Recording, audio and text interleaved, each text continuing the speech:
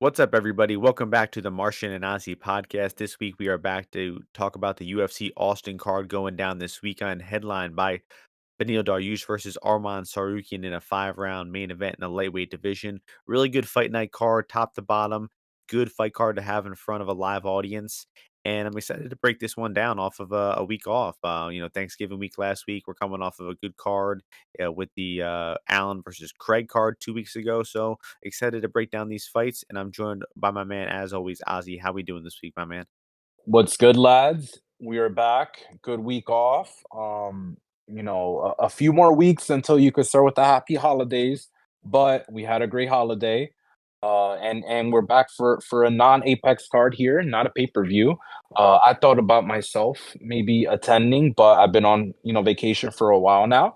But I will be potentially in the area or San Antonio the end of December. So hit me up if you got something going on down there or whatever. So, but yeah, I'm looking forward to this card. A lot of good matchups top to bottom. Hopefully, though we don't lose any. I'm a pessimist as you are. No doubt. You're definitely a pessimist. And hopefully we don't lose anything here. Hopefully these guys like Davidson Figueiredo, Kevin Taco Gastelum, and a litany of others. I don't know, a few others. I would say. Who else do you think? Are there any other Sean people that Brady. you think Sean Brady won't make weight? Yeah, something's amiss with him. Interesting. But yeah, I think Igor Portelia. We don't have too many Brazil. We got a few Brazilians on the card, so you never know. You never know with them. But yeah. So what else you got going on? What? How do you do last week? Um, How do you come well, out? last week was I actually know the you want to tell PFL. everybody. Come on. The Or no, the PFL, week before. Yeah, yeah. yeah, but on the off week, Derek Brunson came through. Good bet for him. And then solid week the week before that. We had a collaboration play that went absolutely brazy, plus 1200 on Talbot submission. Mm, Just easily love to see cashed. that. It was just so. Immediately, I called it first, though. So you were just kind of, No, no, tagging no, no. along. I have I receipts. mean, oh, sure, but I mean, I'm just Oral that was an buy. official pick. Oral buy. Lord, that was an interesting line movement there, That But was. I that ended up being one of my bigger bets. And Jose Johnson. I told you Mm. you were barking up the wrong tree. Dominicans quietly, we're kind of like, other than what's his name losing to who was the grappler that Jose got twisted by? His name Blackshear. slipping my mind. Blackshear. We're undefeated in the UFC, so respect us. Waldo lost a fight. Oh, he lost Lima. Pays out, yeah, but that Yeah. fight didn't count. Any Right. fight where we actually had the opportunity to fight, we're doing well.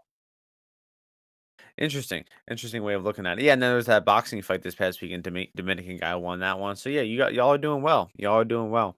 Um, but last week, also only bad loss for me was Jonathan Pierce. Oh wait, well there are two. Mm. We got robbed a little on Mota Ogden GTD. Ooh, I was feeling Ogden. I'm like, man, you cannot bet Nicholas Mota. But yeah, that would have felt real. I'd be, really upset if I had bet Ogden there or Yeah. anything, honestly. Well, my bet pushed, so I got. I mean, at least I Yeah, got the money back. that's horrible though. That's so People who bet horrible. Ogden, yeah, got absolutely hosed. That's so horrible. One of the better Mhm. money line bets of the whole card. Charles Johnson coming through again.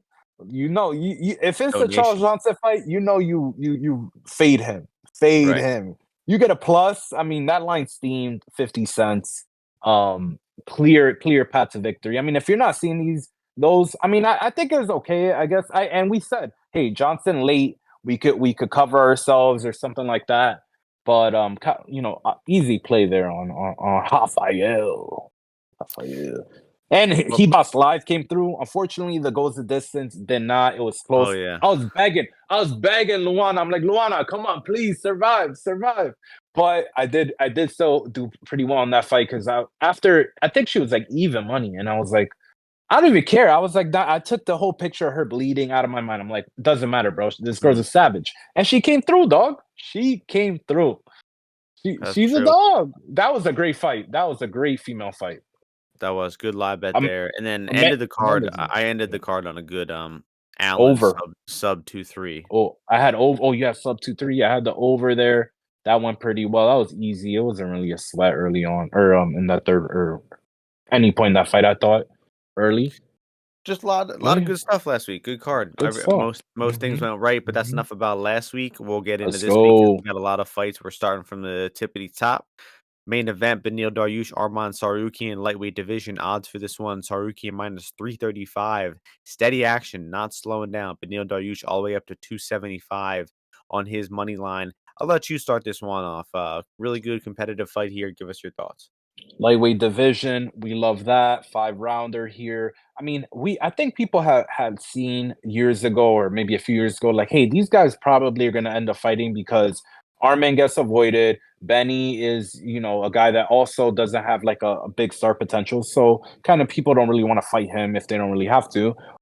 So they put it together here, for 5 rounds, which I definitely think is interesting.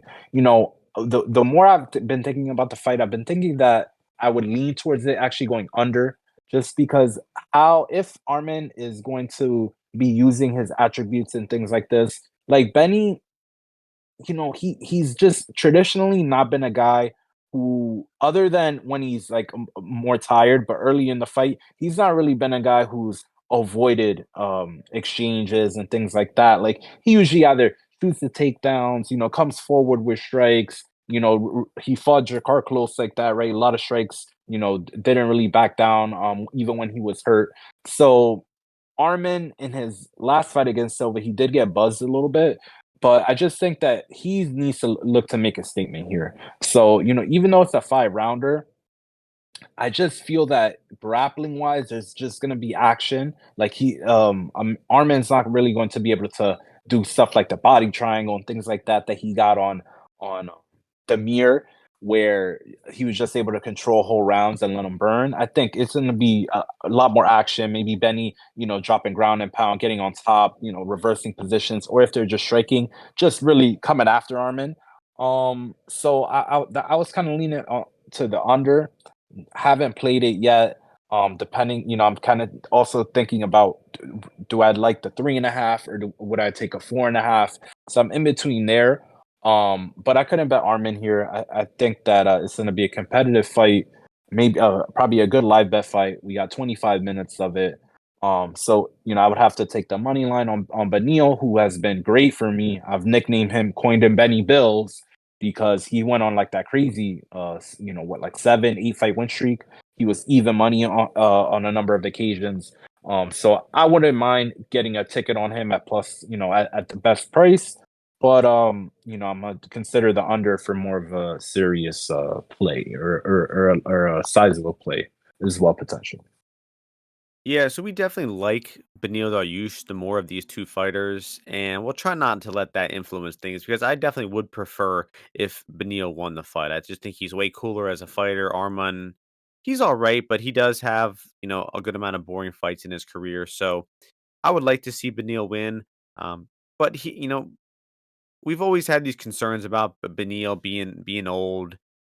He's looked old for a while. Hasn't really lost a fight because of it. He just got caught early versus Charles in his last fight. Uh, but everyone keeps saying Beneil's cardio is not good, and he has had times where he's looked bad in fights, but he hasn't really necessarily lost a fight because of tiring out in a long, long time. But you gotta assume that that probably will happen here. That the younger guy in Arman, the guy who's had more recent 5 round experience, will probably take over just due to youth and pace and cardio as these later rounds go. Um, so I saw a bet my man Scrap made. He bet on Arman 4-5 decision. That's plus 150 on FanDuel right now. And I think that's good just because I expect it if this one gets into the fourth and fifth round, which I expect it to. I'm just thinking Arman's going to have, taken over at that point, and maybe the control time will be a little easier to get on Beneil. But early on, man, these striking exchanges are going to be competitive. I don't think Arman is some, tremendous striker. I think Beneil's takedown defense and defensive grappling should hold up early. So I expect 275 on Beneil to be looking pretty damn good in these early rounds, but I expect it to slowly fizzle out. He might win a round or two early on, But the later rounds, I think, should go Arman's way. He might even get finished real late here. Arman was able to come back after that trouble he had versus Silva, and have a big round three and knock him out in the third round there. So good fight. I'm excited for this one. I think it should be a good one. Arman's other main event versus Gamrot was, an incredible, incredible fight. So I expect this to be a good one too. I'm cheering for Benny to pull something off and, turn back the clock a little bit. But I'm getting the feeling that that last loss, the Charles loss, that was his last, run at the title. And I wouldn't be too I surprised mean, to if see we're, him, I mean, if we're fall being off. honest, too, he just got hit with a fucking head kick. I mean, if we're being honest, got hit with Yeah. a head kick and he couldn't recover and he got finished. Yeah. It's just he's back to square one after, he was real, real close to the title shot and, didn't get it. And now he's got to, win several more fights. And I just don't see it happening. So it wouldn't surprise me to see this be like the start of the downfall for Benny here. But hopefully it makes it to the fourth and fifth and Arman can take over for betting purposes. Co-main event time, Jalen Turner, Bobby Green was supposed to be Bobby Green versus Dan Hooker over 5 rounds. Instead, Jalen Turner fills in. It's a bummer we lost Dan Hooker, but as far as late replacements go, this is a pretty damn good one. And Jalen Turner's minus 200, Bobby Green plus 170. It's wild to look at Jalen Turner's record as 13-7 because this guy is so highly touted, and he was 13-6. And he was minus 250, minus 300 over Dan Hooker. And that's just a little bit wild to look at It's in retrospect. tough for casuals like you to put those two together, right? No, no, the casuals like me had Dan Hooker money line in that last fight. So, Mm. um, I don't know about you. I don't know what you had. You probably had some I definitely square ass had Dan losing Hooker. bet, I definitely square had ass Dan Hooker, losing you bet. moron. Definitely We'll had Dan see. Hooker, you fucking idiot. Yeah, We'll go see. ahead. Go Bobby ahead. Green, Bobby Look Green's into last it. fight. What happened? Bobby Green's last fight. Oh yeah, he fucking put your number one blue chip prospect out stiff in 30 seconds. That's right. Yeah, you Um, had $0 on it, no, I or actually an lost. opinion. I lost Yeah, more. exactly. Yeah, Even yeah. better. Anyway, Even better, you anyway, fucking you moron. had your whole a few dollars is nothing. Yeah. Your whole reputation was staked on that Yeah, fight, and yeah. When I went on a nine fight win streak with Grand I'm Dawson, telling you, yeah, that's right. Bobby Green came Mhm. out stinging the ski yeet, and then he knocked your boy Good out for him. with a Good half a for him. punch. I Anyway, was happy for him. I was happy for anyway, him. in this fight, Jalen Turner, in his last fight, he struggled to make weight. He missed weight, right? He's slowed down in that fight. He got caught with a big shot. I think he kind of maybe used a little too much energy trying to finish Dan Hooker. Maybe had an adrenaline dump in the second round there, and then got caught at the end of the second round and was just absolutely dead in the third round there. And so Bobby Green in this fight, though, I'm leaning his way. He's had the full camp to prepare for the fight, and I think he will struggle early on because there's going to be a big size and height differential. I think Jalen Turner's reach and his kicks will give Bobby Green trouble. But just like Dan Hooker did, he was constantly getting kicked and getting caught at the end of his punches. But Dan Hooker just kept trying shit. He kept throwing different combinations. He kept trying to blitz his way into the pocket, trying to make his boxing work, and eventually he found a home for it. And I could see a similar thing happening here where Turner is landing that front kick, that jab of his well in the first round. But when he starts to slow down a little bit, maybe feel that short notice weight cut, I think that in the second and third round, I think I could see Bobby Green taking this one over and using his superior boxing of the two to take this one over and outbox Turner late here. So I'll be definitely cheering for Bobby here. I'm a wait for a live bet though. I think plus 170, 200 is the side. I would rather bet that than lay the juice on Turner. But with the way I expect the fight to go, with Bobby struggling early, I expect that live price to blow out a little bit and to favor Bobby Green on the live bet. So look to jump in at like plus 300 on Green, and then let's check out Green round three because I think if this one hits the third round, I do pretty sizably favor Bobby Green, and it's plus 16 to 1900 on some books for Bobby Green round three. So I like that one too. What are you thinking here? Yeah, so the problem with so it's an interesting fight that they put together here late. In terms of the matchup itself, the reason I would have liked to have a Bobby Green, like a big ticket on Bobby Green here, and I didn't get the bigger prices, but I wouldn't invest in him at this point just because even though in the Dan Hooker fight, yeah, I was actually on Dan Hooker for a unit. Martian was only on him for half a unit, for the record. You pull that But shit up? yeah, I pulled it up. Anyway, Just as I'm talking about it, why don't just mention both on Dan Hooker. But the thing with Bobby Green is he's going to lose the kick battle. So Dan Hooker in that fight, he won the kick battle, and that's why I kind of liked him there because the length of Jalen Turner, right? How did he hurt and then end up finishing Brad Riddell? He was Brad Riddell wasn't in the kick range that he wanted to be in, and then Jalen Turner was able to counter him and hurt him and follow up from there. Dan Hooker, he was taller, but he also probably didn't have the same reach as Turner did. So he was able to work his way in with kicks.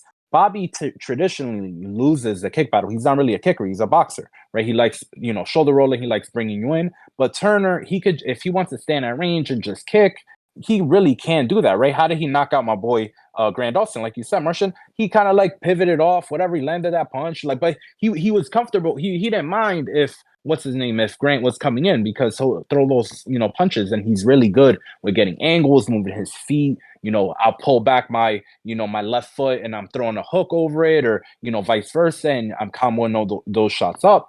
Like he did with Nasrat, where I've been very profitable with Bobby Green fights. Is what I'm telling you. I was on him when he fought Lando Venata, so I love Bobby Green fights.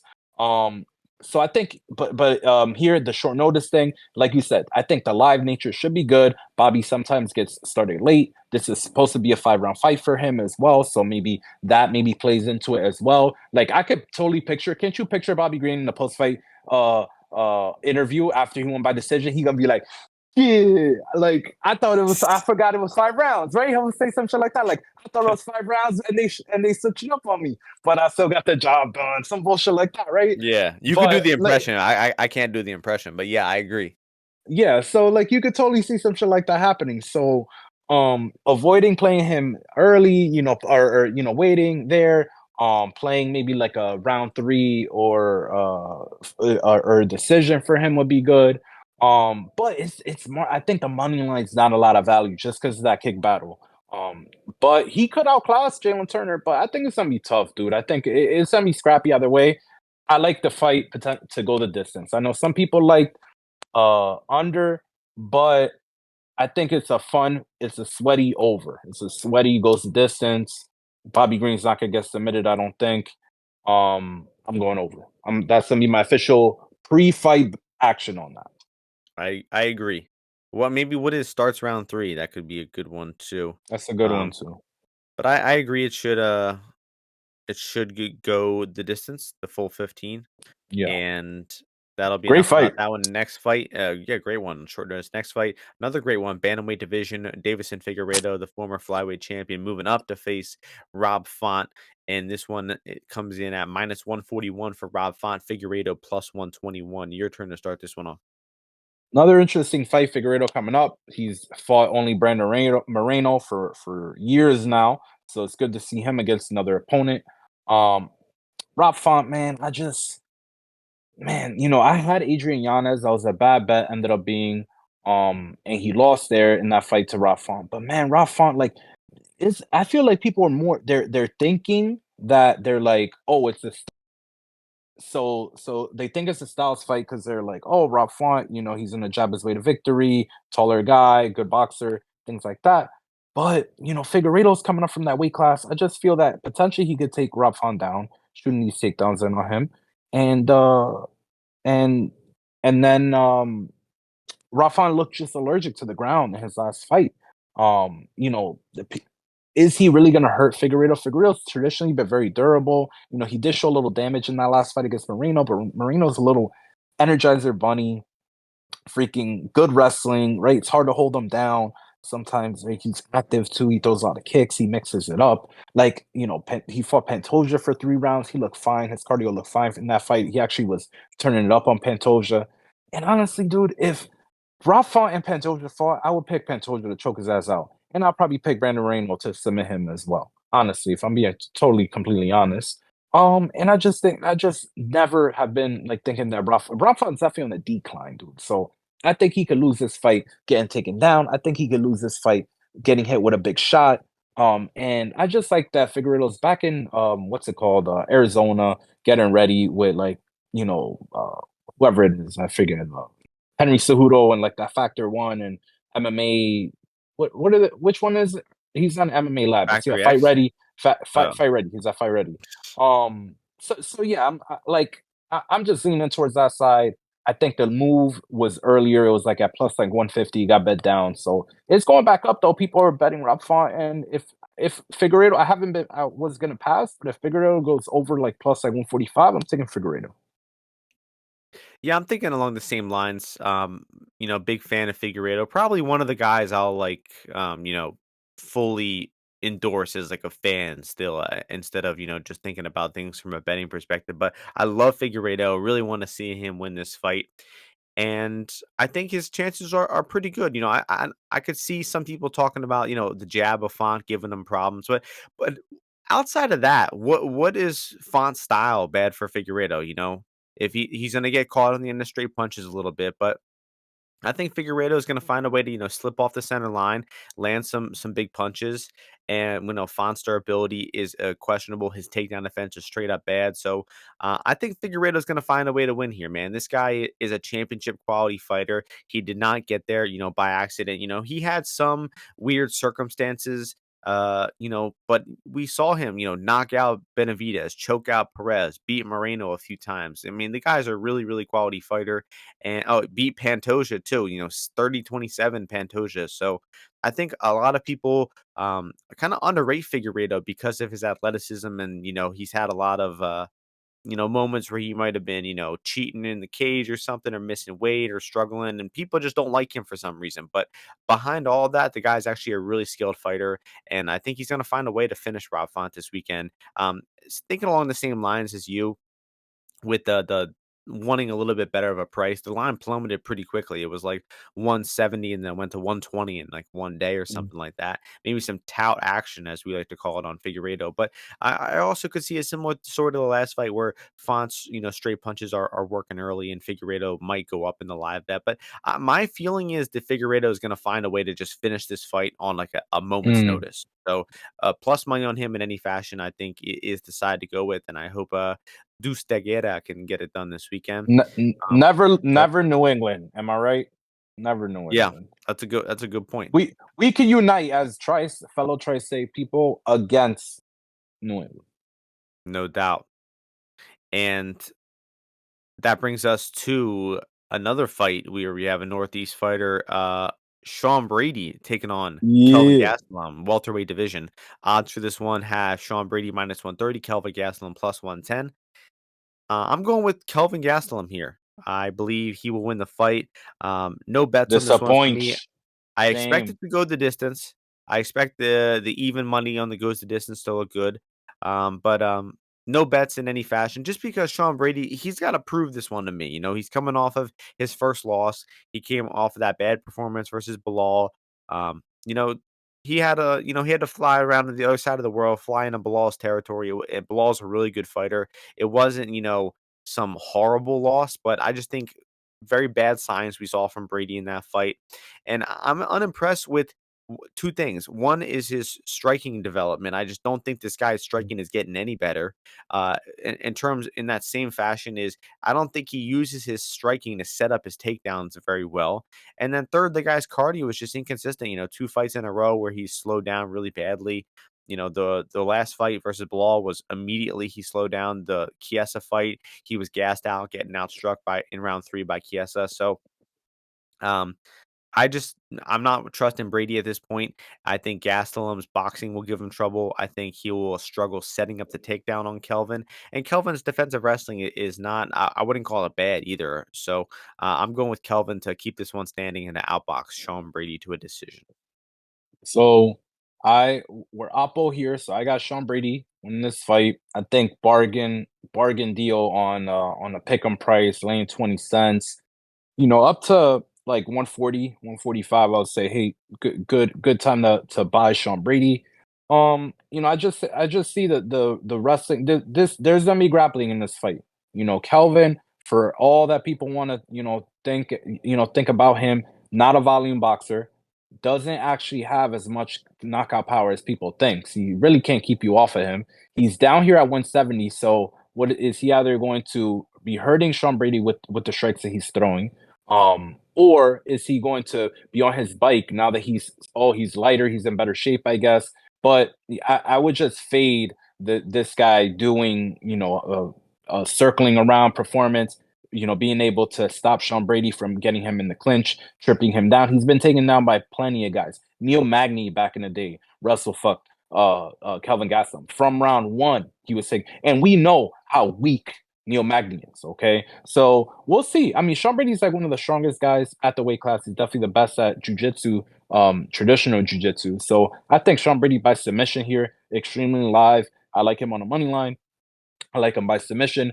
And yeah, I just don't think that the hands of Kelvin is going to pose as much of a threat and a problem as people think. I mean, Chris Curtis, they were just going to Chris Curtis is a one-dimensional boxer. He doesn't have anything else to offer. And he really didn't. Even Kelvin outkicked him, out headbutted him, out positioned him in the clinch. He did everything better than him there. In terms of that kind of fight, completely different fight going on right here. So I think it's going to go to the ground, and it's going to be bad for Kelvin Gastelum. You said Brady has the best jiu-jitsu in the division? Yeah, I mean, he's probably submitting the majority of the division Sure, in yeah, terms but of not grappling. not the best. I mean, Not the best. if Gilbert Burns. him and Gilbert Burns grapple, that it would probably be very, very, very competitive. Yeah. Nowadays, you're right, but, All right. What? all Oh, I time. forgot. Are we talking about fucking 2018, or are we talking about today? Well, just all time, all time Oh, what Burns are you is talking about? better. What about Hoist Gracie? Let's think about him. Yeah, we'll throw him in there. Fucking All moron. time. No, Burns has better Yeah, all right. jiu-jitsu Let's talk than about Gracie. Damian Maya. Let's talk about Damian Maya. Should we bring him up That's too? true, that's true. Good How's point. his jiu-jitsu all time? Better Mhm. than Sean Brady's, that's for sure. All right, good. Anyway, moving along, How's it? Let's talk about Matt Hughes' wrestling. How does it compare to Kelvin Gastelum's? anyway, lightweight division, Clay Guida taking on Joaquim Silva.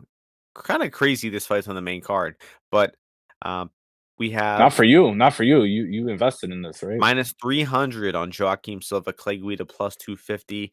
Yeah, I'll start it off even though it's, 2 in a row, but I got Clay Guida money line, Clay Guida Mm. decision +260, +270, +260 for money line, +550.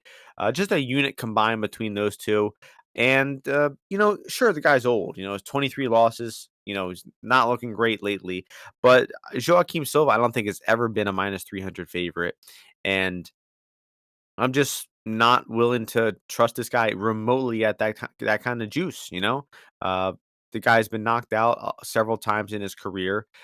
Just don't really think he's just an amazing fighter. He had one really good fight versus Jared Gordon, which is an incredible underrated fight. However, overall, just don't think this guy's career has been that good, and the fact that he is -300 over Clay Guida just doesn't make much sense to me. So Clay Guida, typical stall against the wall game plan. Just look to push him against the cage, take him down, and hopefully grind out a decision here. But he'll definitely be at a striking disadvantage.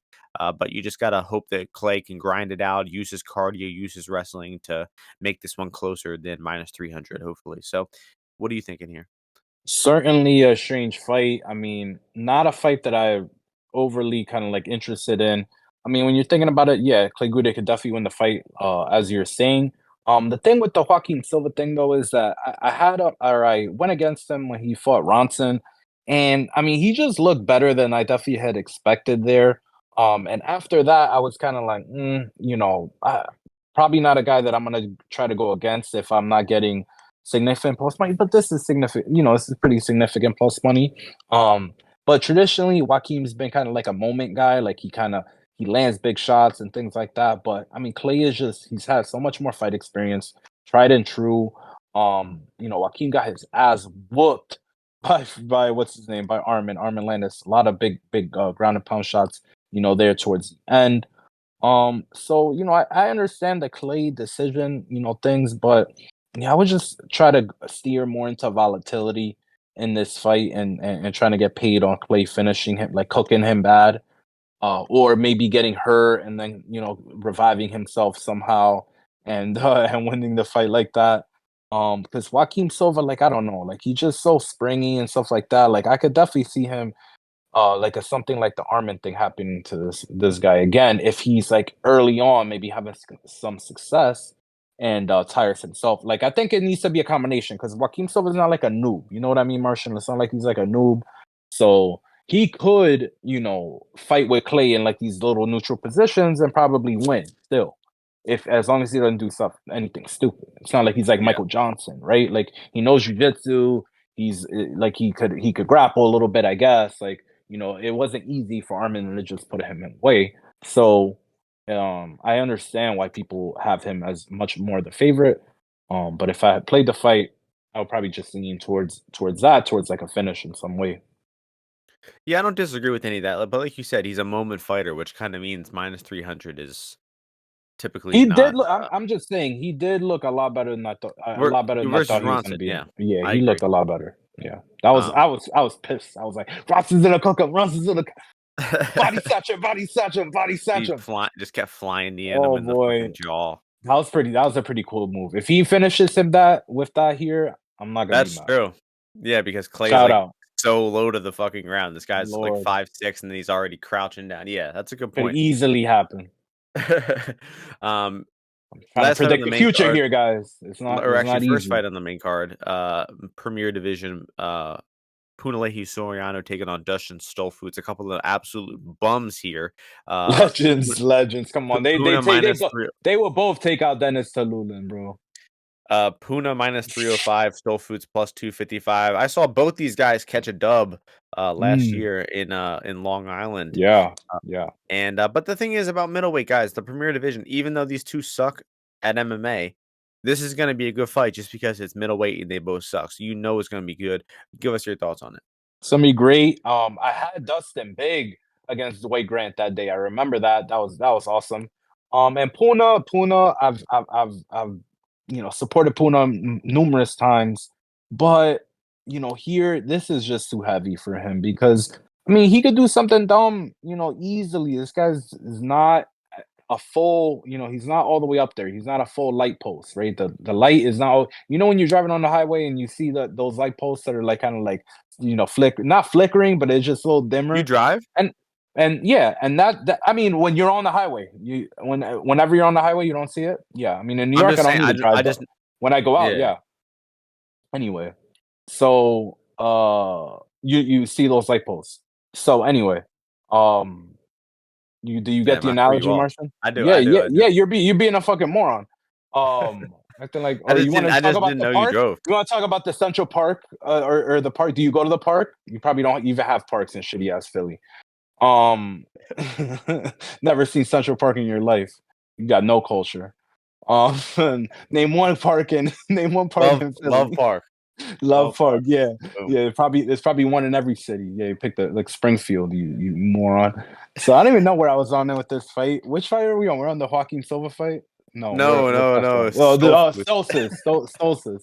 So yeah, I mean, I think there's gonna be a finish here because Dustin is just a little bit decrepit. He's slow. Dwight Grant. I mean, I had Dustin big there, and Dwight Grant had me nervous a few times. I thought he's gonna get nailed like uppercut or something stupid.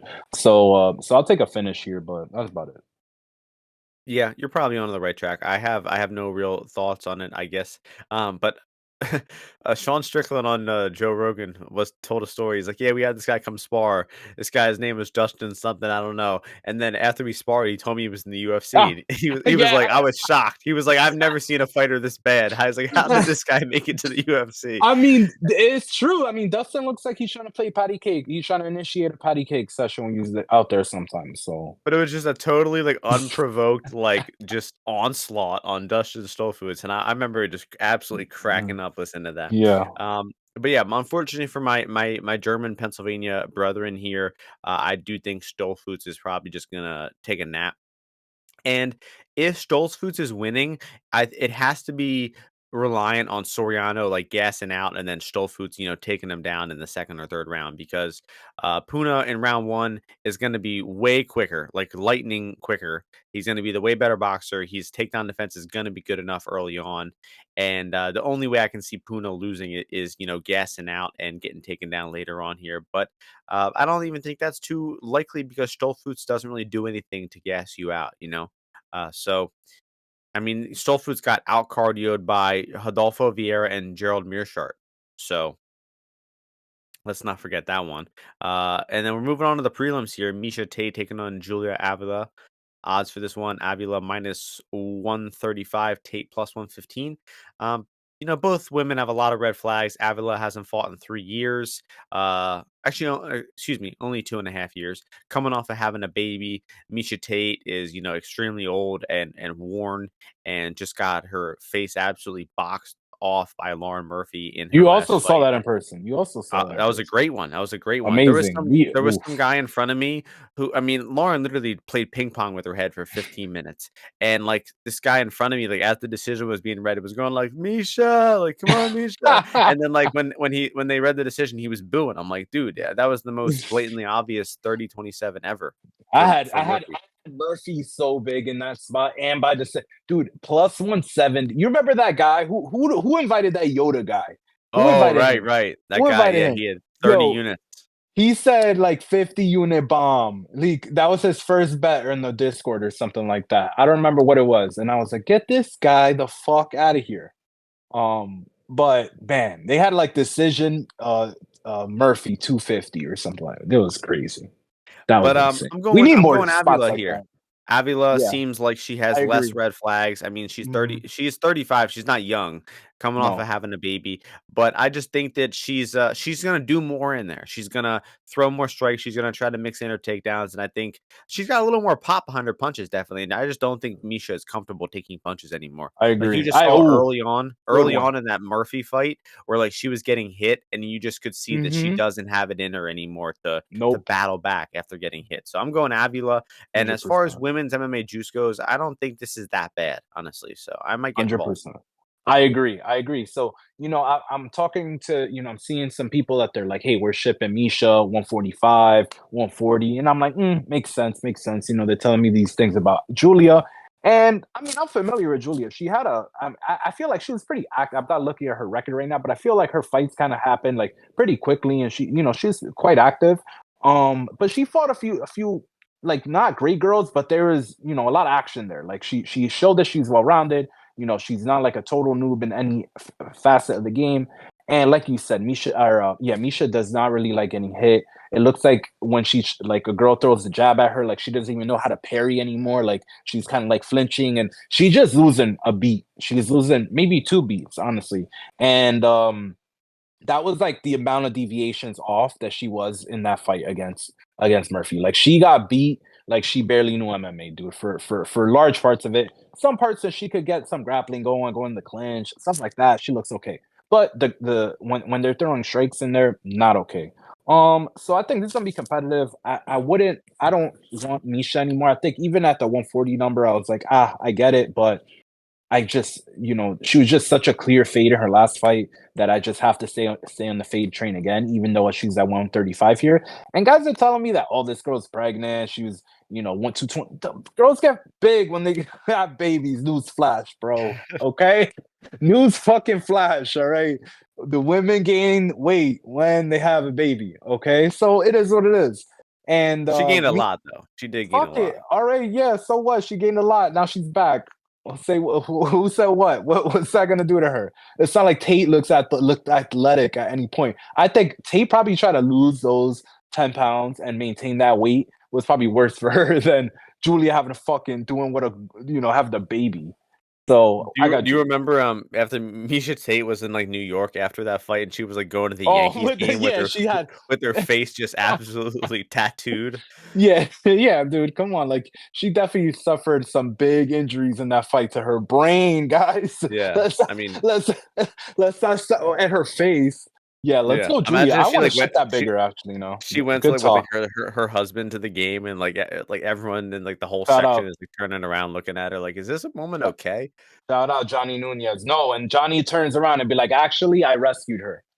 Yeah. Imagine that. From from a bar fight with a meth head. No, yeah, no, from Brian Caraway for the Oh, uninitiated. that's right, that's right. Come on, you see, you don't even Another get another MMA I forgot humor. about that. I forgot Wow, about that lore. you wouldn't even be a good guest on that Adam Martin show where the UFC like you wouldn't even get the inside jokes. That's not an insult to me, don't worry. Um, So another Premier Division fight next. Cody Brundage taking on Zach Reese. Reese making his UFC debut here, and he's the favorite over Cody Brundage, prolific fighter, minus 230 for Reese. Brundage plus 195. Cody Brundage coming off a first round knockout in his last fight. Looking his career is on the upswing. So your turn to start this one off. What are you thinking? Yeah, Zach Reese, I mean, I've seen a few of his fights and not a lot of the fights. I just know a MMA novice when I see one. Okay. So the guy just doesn't look like he particularly knows how to fight that well. He looks slow. He loads up on his shots, kind of just clear things that you see from a guy who, yeah, he's got some talent. He hits the fucking bag. Oh, he probably shows up to Muay Thai practice, all this shit. But is he really like a 3 round fighter? Like, I haven't seen the thoughts go through your mind when you got a wrestler shooting in on you or has a takedown on you in the 3rd round. What do you do? Like, how's your composure? All these kinds of things. Cody Brundage could fold, but the other thing that I don't like is like Zach Reese, all his fights, like he fought even the Fury fights. The Fury cage is like really small, so they're gonna be in a big cage here.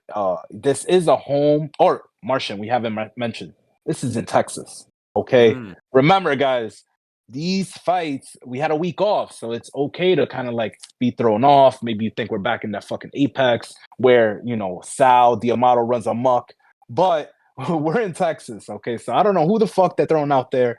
They might throw out a Muay Thai guy. Who the fuck knows? But the point is that I was getting there because Zach Reese is from Texas.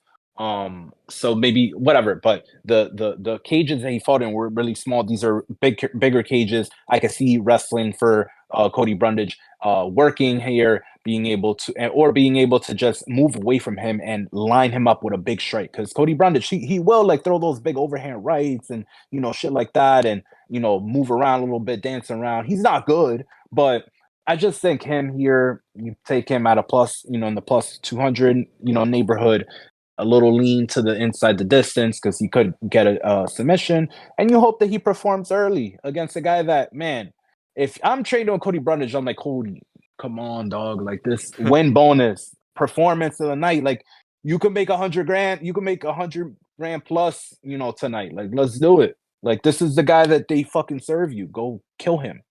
So those are my thoughts. This is gonna be Cody's 8th UFC fight, and That's a lot of. And the other guys had like 6 fights in total. Like that's even with true. his or like amateur maybe combined, He's maybe he's got never like he's only seen the 5 decision one time in the no, 2. I'm sorry. He lost both of amateur, them. right? Amateur. No, in versus Maxim. Oh, I'm talking about Brundage still. Oh, excuse me. Yeah. But I think Brundage, to be honest, is at the point where he's such an awful fighter that I don't think I could bet on him really in any circumstance, especially on the money line. Like I bet Mm. Cody round 1 in that last fight and got a miracle victory in that one.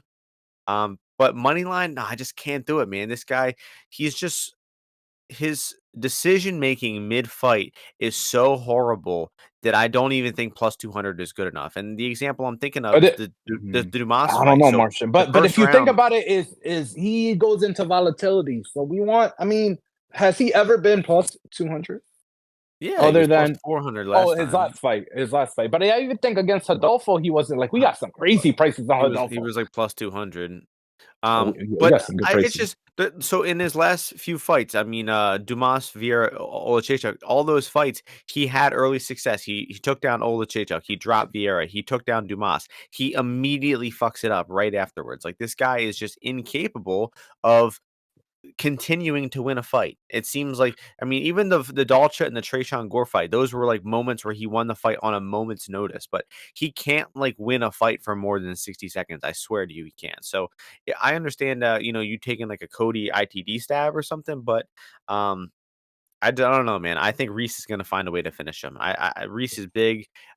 He looks like he can finish the fight on the feet or on the floor, and I just think Cody's going to find a way to quit out there, like he always does. So, I'll pick Reese round 1 finish somehow. Lightweight division next. A good one here. Joe Solecki taking on Drakkar-Klose. The odds for this one have Klose minus 120 with Solecki plus 100. I know you just started the last one, but I know you want to talk about this one, so let's hear your thoughts on this. Well, I mean, not necessarily everyone talk about it that much, but I like Joe Selecki here in this fight. I just feel that Jakar-Klose coming off this ACL injury. He's never really been the most nimble guy ever. Like he kind of just, it's not like he's like a good striker, clean striker. Like, oh man, he's gonna pick you apart from outside. I mean, the guy spans calf kicks. He's got good cardio. He's shown good cardio. That's a weapon for him. And he kind of just, throws a lot of power shots, and he's always gonna be there, right? Like, he kind of looks to neutralize. But I mean, you could time this guy's punches. You see him coming from a mile away. He's had like 4 fights in like or 3 fights in like the last like 4 years. And Joe Solecki, I think he's gonna continue to show improvement.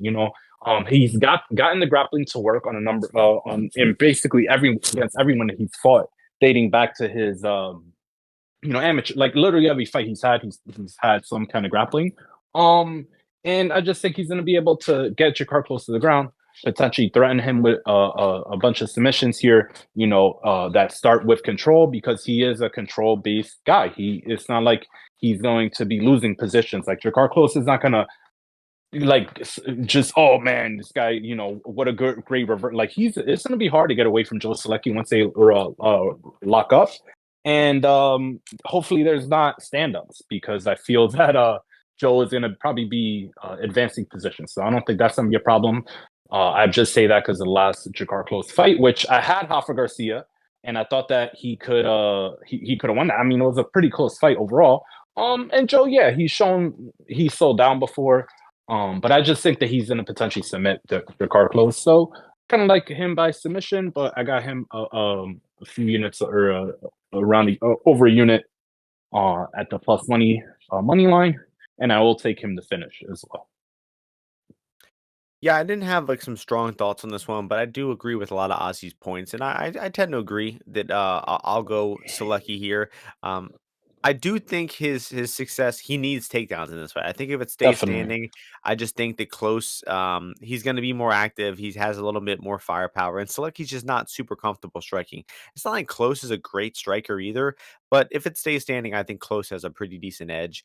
And cardio wise, I think Close is pretty solid as well. I don't think Selecki has bad cardio, but I think striking and cardio slightly favor Jakar here. So the Selecki's going to need takedowns, but the thing is, once he gets those takedowns, he's pretty good at keeping them. He gets the back take pretty often, and didn't really see good things from Jakar's takedown defense in Rafa Garcia fight, and his get-ups, especially when he got taken down in the center of the cage versus Garcia. He was going full guard, and then Rafa passed the top half guard. He couldn't get up from top half guard. Luckily, the referee stood it up, and he was able to get the fight standing that way. But I don't know. I think if Selecki gets this one to the floor, I think he's going to keep it. So I think he's going to make the most of it. And his subline though, I don't know, man. Plus 275. We've seen Selecki kind of hold the back a long time. I mean, even that bum Carl Deaton in his last fight, it took him, like he had the back take, I feel like, for like 6 or 7 minutes before he finally submitted him. For only plus He 275. Yeah. masterfully submitted him. Only plus 275 for Selecki sub. Maybe it'll come out on like maybe 350, 400 on another book, but where it's at now, I would just stick with the money line, and I'll go Selecki by decision 29-28 for me as a pick. Next fight comes to the featherweight division. Steve Garcia taking on Mel Costa. Really good fight here. I'm looking forward to this one. They have Mel Costa at minus 250, Garcia plus 210. This is just going to be a war, an all action fight, because that's really what Steve Garcia's fights typically are. And you can see that by the total in this fight. It's a 145 fight with a total of 1.5. So you just know that this one's going to be high tempo, and on the feet, both southpaws. I think they're both pretty big for the weight class as well. I think they're both going to be hitting each other with some really good shots, and I think Costa has a pretty good grappling advantage here. Garcia is not a bad grappler, but it just seems like Costa's game of getting to the back and getting those body triangles is something that Steve Garcia really struggles with. The Luis Pena fight is extremely evident. He got backpacked for 13 minutes in that fight, so. I think on the feet, it's going to be close. I would give a slight edge to Costa on the feet. And Cardio advantage big time to Costa, and a ground advantage to Costa as well. So I'm gonna be on Mel sub here. It's 475 on Bet Online right now. Just like I was saying in the last one, hopefully it opens up a little bit better. It typically does. Maybe we'll get 550, 600 on a sub, and then maybe some sub 2-3 for Mel as well, because I think he builds really well into the fight. And it's been, I think Garcia, I could see him slowing down in the second or third here. We haven't seen Garcia tested too much at 145 here. Remember, he dropped down to 45. He knocked out Hooper in 90 seconds. Mm, He knocked out good point that Mahashate this is in back 6 minutes. down. So we've never seen him like in the second half of a fight at 145. So a good fun matchup there. What are you Mhm. thinking? Well, you just ruined this anticipate like you just fucked up this fight for me because now I didn't even know apart from the other guys we were talking about that I got to think about this guy making 145 because he's been a notorious weight Mhm. mister. Notorious True. weight mister Garcia. But he's made it two times in a row. So, but still once a weight mister, always a weight mister. But interesting fight here. I just think both guys are talented. I mean, all of Steve Garcia fights are pretty action packed. Um, but I only think Melkos is covering this price if he's getting takedowns. And I'm honestly not that sure if he's gonna get these takedowns that easily on Steve Garcia. Steve is pretty good in the clinch himself, kind of throwing strikes, knees, elbows. Um, he kind of digs underhooks, all those things. So the Luis Pena fight is not a great look because he gave up the body triangle in the back, but that was like a short notice fight and it just didn't make sense. It was just weird. And Violent Barbaros, he's crazy. So just weird fights happen with Mhm. him.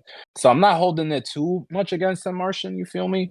I think So Luis Pena has actually been arrested more times than he's won a fight since then, to be honest. Not exactly. So not even kidding. you really never know with the guy. So that's what I'm saying. So I'm gonna just put that. I'm not gonna hold that against Steven. So but Costa really couldn't finish the last guy. So I just don't see how you really come to this number here. Should be competitive, I think. So I'm leaning into taking something on Steve here at some point. Um so yeah, I mean, and the price is ballooning at under like minus like 190, like in that 190 area. I thought 200. I was like, okay, I could see why you wouldn't play Steve at like the shorter numbers on the other side, but at this point, it's gonna keep going up. If I got a two in front of it, I'm gonna end up taking something on Steve. Next fight, light heavyweight division, forgettable one here. Ihor Potieria taking on Rodolfo Bellato. Odds for this one, Bellato, huge favorite, minus 400, Potieria plus 300. Any thoughts on this one? I feel like this is probably the least interesting fight on the card. Have you seen Ihor's new tattoo? No, what is it? This guy is Jesus, just Jesus, like Jesus hanging. Really? On Yeah, on the dude. cross? Hey, look, it's pretty. I mean, it's a work of art, but I'll leave it at that. So, yeah, this fight, I wouldn't. I mean, Bellato's debuting here. He had two cracks at the contender, but I think he's pretty legit. Finisher. I think Cool. as well. But you checked it out, right? Yeah, I found it. that's That's a wild that's one. honestly really well done. That's That what I quality said. looks amazing. It's a work of art. Obvious work of art. So I think this fight will finish, but I just can't. It's not the kind of bets that the fights that I invest in. So I would think that Bellato ends up, using his grappling and striking the mix. But I could see him just doing dumb stuff. Like I don't think he's that great of a decision maker. So I would, if I was going to play the fight, I would lean in towards volatility. Yeah, I mean, it's a dog or pass. I mean, it's just a big boy fight. Both them are pretty, unproven and inexperienced. So, not really too familiar with Bellato. I didn't really refresh my memory on him. Um, but yeah, so I guess Bellato will win by finish, but I don't expect him to cover minus 400 at all. So, yeah, maybe just go Potieria KO or something, right? I mean, what is that? That's only 450. So you might as well stick with money line if you're taking it. But yeah, should be a wild one for as long as it lasts. Moving on to the welterweight division. Next, we have Jared Gooden taking on Wellington-Turman. Turman minus 190, Gooden plus 165. Um, I think Turman should win the fight. I think he's got more ways to win the fight, but Turman is just never a guy I would be laying minus 190 on. I mean, he's just not a proven fighter in terms of laying juice. And, I think, Gooden should probably give him some trouble on the feet. Gooden's not a bad striker. He's got some power and he's durable as well. While Turman, I would say, is not so durable, especially at 170. Turman really should be the better wrestler and grappler. And if he is smart and goes to the takedowns often, he should make this one fairly easily. But I don't know, man. I just think that he's just not quite proven enough to trust him. But Turman's sub, 250, no good. It was at 550. It opened 550 at some books. That would have been good, but where it's at now, I mean, What's it you Gooden said, just 250? 250? yeah, that's no good, no good. I mean, yeah, so no bets on this one. I seriously have very little interest in this one. What about you? Yeah, I got something that I like that I haven't played yet, but I'm gonna take the under on this fight.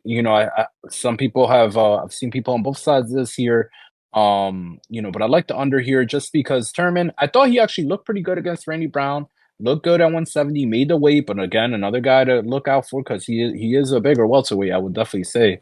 Um, but I thought he looked good against Randy, employed a lot of calf kicks, kind of, did his best. Randy's a little, tough dude. I think at 170, he should be fighting here in a few weeks, I think. But he just slow. It's not easy. It's not hard to hit him. He'll throw down with you. He'll throw back at you. He'll look to go on the counter. But I just think that potentially, if he takes Gunnan down, he's gonna be looking for a submission. Looking for that 50K bonus. Gooden, not when he all his tape when he's on the ground, he looks bad. He doesn't look really good on the ground. So I would think that he'd be looking to progress position and submit him. I think just because Gooden was able to survive against Harris gives people the thought that, hey, maybe he'll be able to survive on the ground here. But I actually think that he probably wouldn't. So with that and the KO threat that Gooden brings, I'll take the under. What is the price? It's 2.5. Plus 130, 130. Yeah, I mean, it should be a high action fight. I mean, Gooden's fights typically are. Um, They both he's tough. calf kick. They both He's calf tough kick. to finish. Good. That's what's frustrating about him. I feel like a lot of his fights have like the finish has been right Chin got a there, but crack. Chin got a crack at some point. He took a lot of eventually, damage against Carlson. yeah. And last fight on the card, first fight on the card, Jamie Lynn Horth, Veronica Hardy. Odds for this one minus 200 for Horth-Hardy, plus 170. Weird odd movement on this one. I mean, I think, yeah, Horth opened up, a little bit wider of a favorite. Then all the action came in on Hardy before fight week and early fight week. And it got to pick him at one point. I think some people got like minus 105 on Horth. And then the tipsters, the toutsters, probably Luca Fury dropped like a massive wager on Horth, and now she's minus 200. Any thoughts on this one? Yeah, so I got Horth in this fight. I got her at a few different prices. I liked her when she was minus 130. That's when I first went in. And I got her at the pick'em price as well.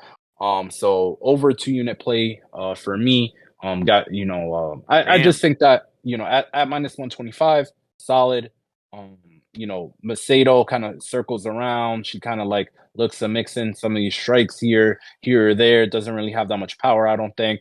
Her grappling, she's opportunistic. She does initiate some moves at some points, but I think her wrestling is not very good. And against what's her name, Juliana Miller, she gained a lot in positions where Juliana Miller's just throwing her ass at you, doing stupid shit. Fucking pulling guard, doing all this dumb stuff, like not digging for underhooks. Fourth, much more fundamental, traditional. I think is will look good at 125. I liked her in her pre-UFC fights. At 125, I had her against Haley Cohen as well. And so yeah, I just think she's gonna win the fight. So I think she should be able to win it at many different areas and prove have the advantage in areas that Macedo hasn't really fought in. With a girl like this size and of the skill with the in the clinch and stuff like that. Yeah, I mean, I expect Horth to win. Obviously regretting not taking some of that minus 130, but I'm not gonna dwell over it too much. I mean, she only has one fight in the UFC. Not a huge fan of the juice on women, but I think it'll be good on this card. Do we have two women's fights or three? Just two. So Avila and Horth, I do expect them to get the job done. I mean, Hardy looked good in her last fight, but versus seriously one of the worst fighters in recent women's memory in Miller. Just a damn miracle that that woman ran the Ultimate Fighter. The UFC ran an entire TV show about finding a good women fighter, and Miller won that. So just incredible stuff. So I just think Hortha will be a little bit bigger and meaner in there, do more damage, and win the fight. But where it's at now, I do recommend passing. I would not go past 150 on Horth. So should start the card off with some uninteresting fights. But Mel Costa should get the juices flowing in the fourth fight on the card. But overall, top to bottom, pretty solid fight card. It took a hit losing Hooker. That's a bummer. But that'll do it for us. And we're gonna get into the FMKs. I already have my three ready for you, so I'm gonna give it to you first. Go ahead. Three enticing lines here. You're gonna have some tough decisions to make. Things first. Bobby Green versus Jalen Turner fight to go the distance plus 120. Second bet, Sean Brady money line minus 120. Third bet, Joe Solecki money line even money plus 100. Even money. Even money. Solecki. Um, all right, fine. Um, Is that not what he's he's 115 now. 115. okay, 115. All right, yeah. So yeah, three lines, things that I. The first one was yeah, three lines that I like. If I had to pick, which I do, I'm gonna fuck. I'm gonna fuck. Uh, damn, these are tough. This is a tough one. Hmm. I'm gonna fuck the goes the distance in because this is all rounded. Well, goes the distance in the Bobby Green Jalen Turner fight. I want some nice sweaty action on the main card. That's gonna be a fun one. And should be a great striking fight, but I think it is gonna go over more likely than not. We're getting good plus money on that. Second, I'm gonna marry Sean Brady. I'm going with Sean Brady, minus 120. Even though I like Joe Solecki as well, I could just see the fight and more with a UFC veteran. Maybe Joe is not able to get his grappling going as much, but Sean Brady, I'm pretty confident that he is going to beat Kelvin Gastelum. I'm laying down my flag. So then I have to kill Joe Solecki, unfortunately. Wow. Tough decisions, I feel.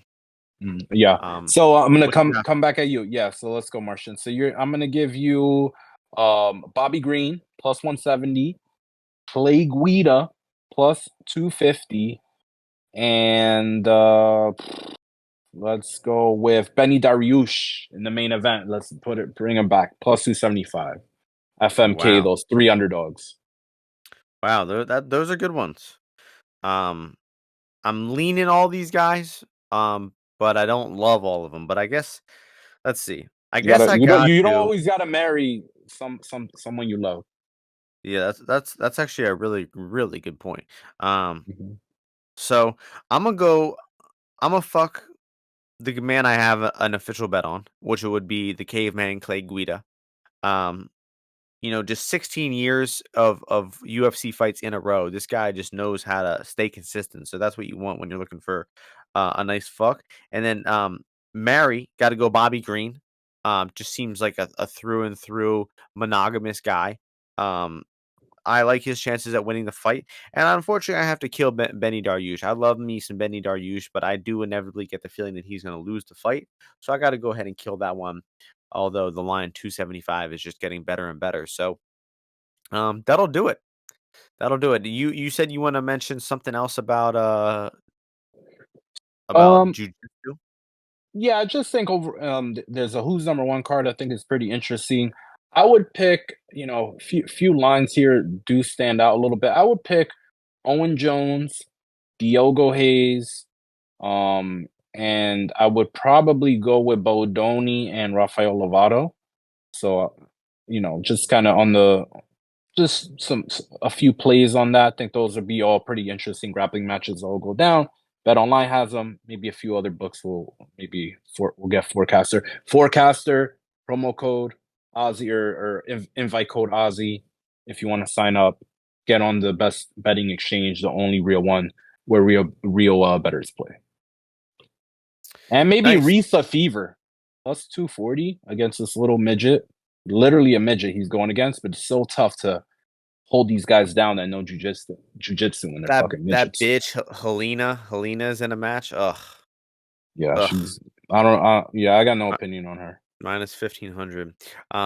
Well, that's enough about this week. We got another UFC card next week. The Yadong versus Gutierrez card going down next week. A pretty tragic event there, but good to be back. We are closing out the 12th and final month of the year.